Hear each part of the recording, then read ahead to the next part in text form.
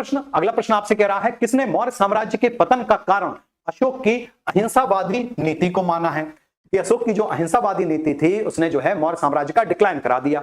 कौन कह रहा है? हरप्रसाद शास्त्री हैं, हेमचंद राय चौधरी हैं, डीडी कौशांबी हैं और निहार रंजन राय हैं। तो उत्तर देंगे आप लोग। क्या आप लोगों के अनुसार इस प्रश्न का सही उत्तर होगा? बिल्कुल, जो लोग भी यहां पर बी विकल्प का चयन कर रहे हैं वो लोग एकदम सही हैं। नहीं, ए विकल्प बिल्कुल भी नहीं होगा। देखिए, अगर आप देखें तो मौर्य साम्राज्य के पतन के संबंध में जो हरप्रसाद शास्त्री हैं, हरप्रसाद शास्त्री अशोक की धार्मिक नीति या अशोक की नीतियों को ब्राह्मण विरोधी कहते हैं। तो ये कहते हैं कि अशोक के द्वारा जो है ब्राह्मण विरोधी नीतियां अपनाई गई, इसीलिए अशोक के मरने के बाद में जो ब्राह्मण थे वो पुष्यमित्र शुंग के नेतृत्व में लामबंद हुए और उन्होंने विद्रोह कर दिया और सत्ता को हस्तगत कर लिया। ये इनका अपना व्यक्तिगत विचार है, सही नहीं है, अभी इसका खंडन कर देंगे।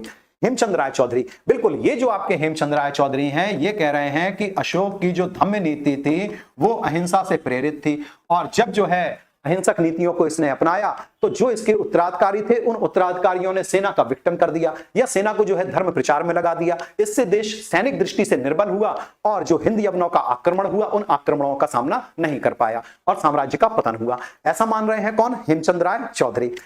डीडी कौशांबी, जो डीडी कौशांबी हैं ये कहते हैं कि अशोक के बाद में जो मौर्यकालीन जो अर्थव्यवस्था थी इस अर्थव्यवस्था में संकट आया, अर्थात संकटग्रस्त जो अर्थव्यवस्था थी वो अर्थव्यवस्था साम्राज्य के पतन का कारण बनी।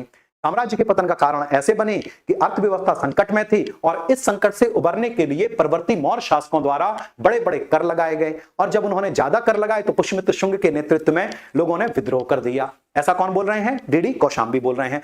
निहार रंजन राय, निहार रंजन राय ने तो अपने आप में एक अद्भुत विचार प्रकट किया है।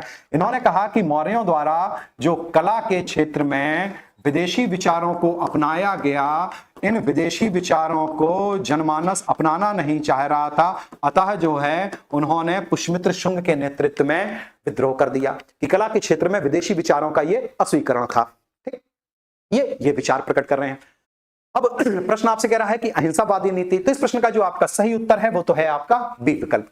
तो ये तो हुआ आपका एक संदर्भ। अब थोड़ा सा अंदर के संदर्भ पे आते हैं जहां से आपके कुछ अतिरिक्त प्रश्न निकल के आएंगे।